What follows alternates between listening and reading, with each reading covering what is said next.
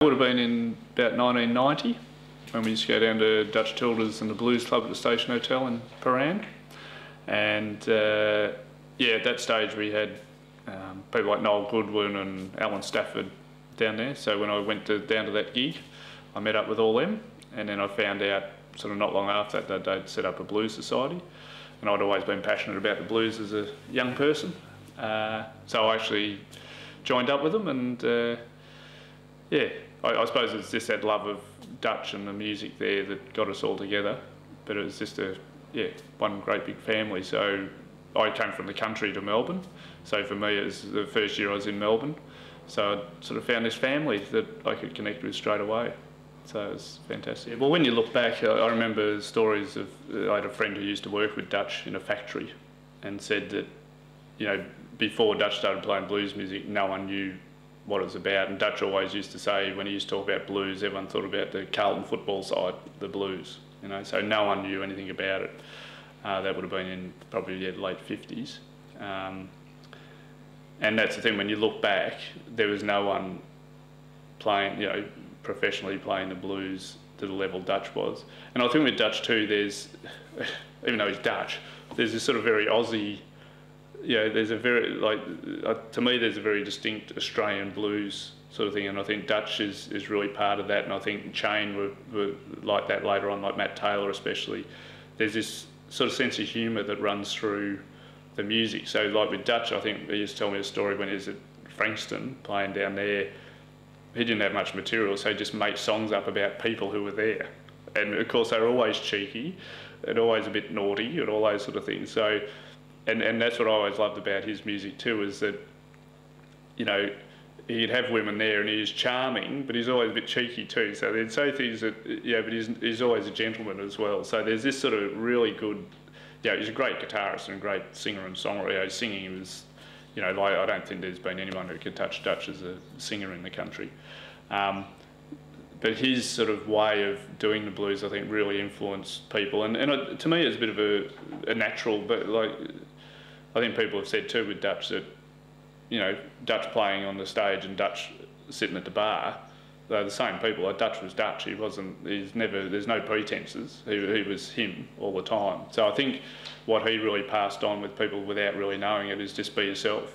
And I think that's what he encouraged in, like with the Blues Club, like with Jeff Atchison. I think, yeah, he didn't want Jeff to play his way or anything like that. He wanted Jeff to be Jeff. So, and he gave him sort of full, you know, the full capacity just to do whatever you like and let him go for it. And he did that with everyone in his band. He never tried to sort of mould them into something. He just, you know, we'll all be ourselves here and it'll work out. So I think that's what sort of Dutch has really, you know, sort of given to Australian blues.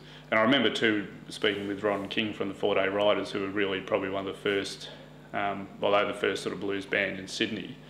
Ron and his brother Jeff had actually driven down in the early, it might have been the early 60s or mid 60s, especially to meet Dutch, because they'd heard this guy's playing blues music in Melbourne. So we've got to catch up with him because we might learn something from him, you know. So yeah, without Dutch, yeah, would there be any blues scene really? Because it just wasn't on the agenda, wasn't on the radar at all.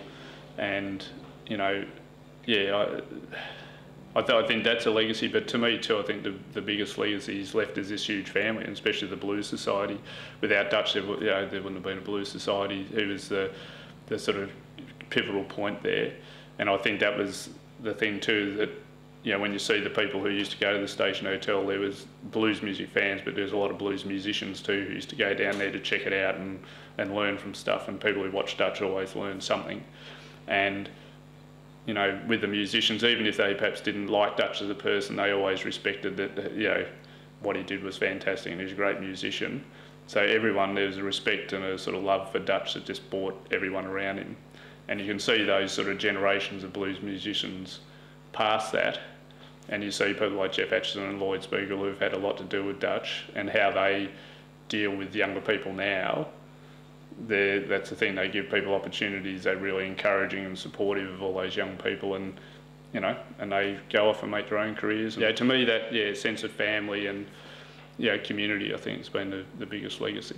My favourite things Dutch ever said was at the Station Hotel, because you've got people drinking, a bit drunk, and people who, a lot of people perhaps didn't know who Dutch was. Someone asked Dutch one time, can you play a Bob Dylan song? And Dutch said, well, he doesn't play any of mine. So I think too, that was the other, to me the humour of Dutch was just fantastic. And even though, we'd go every week and he'd say the same funny things, there's been, thanks for having me, it's been wonderful being had. I listen to it on the CD now and it's still funny, or his laugh or any of those sort of things. It's just a really fun time. And I think too, for all the people involved at that stage, there's just a real lovely memory that people have. So when we start talking about it, everyone, people are joyous about it. And even at Dutch's funeral, it was like that too. It was, we're sad that Dutch is gone, but we all had such great memories, and especially for me too. I think I actually wrote Dutch a letter just before he died, just saying that he'd been such sort of his music and career had sort of been such a sort of part of the fabric of my life, in a sense that, when I first came to Melbourne, when I first got into blues music, he was there. When I first came to Melbourne, he was there. When I first got into sort of business in the blues scene, he was there.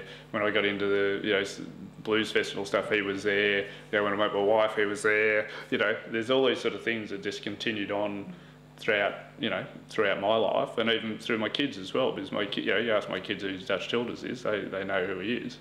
So again, and I think a lot of people are like that too. People fell in love, fell out of love, did all those things at the Station Hotel, and there's always that memory that. And when you play Dutch's music from that time, you're just there, and there's just a sort of a joyous part of you that's, we miss it, but we really appreciate that he was able to sort of give us that in the first place.